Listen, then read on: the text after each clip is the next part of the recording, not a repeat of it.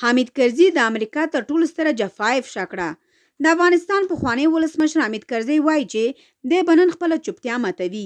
ښاغلي کرزي تازه د یو وینا په مهال وویل چې د افغانستان د ننني وضعیت مسؤل امریکا ده.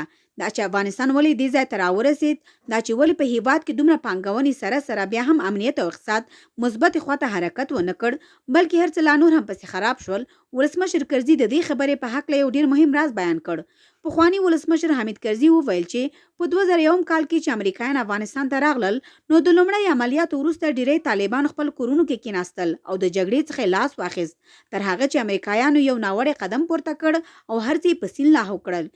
کرزي وویل چې کله طالبان په خپلو کورونو کې ناست وو، امریکا بیا هم په هغوی چاپې وهلې، هغوی نیول، هغوی ځورول او دا هر څه د دې لپاره و چې هغوی یو ځل بیا راپورته کړي او په افغانستان کې بیا جګړه ګرمه شي. دی وایي چې همداسې وشول. د امریکایانو بمبارۍ د دې سبب شو چې طالبان داسې فکر وکړي چې امریکا یې کارام وي که نه له منځه وړي. نو له دې چې په کورونو کې ناست وي امریکایان ورځي او له منځه وړي، د دې څخه غوره دا ده چې دوی خپله د امریکایانو مقابله پیل کړي.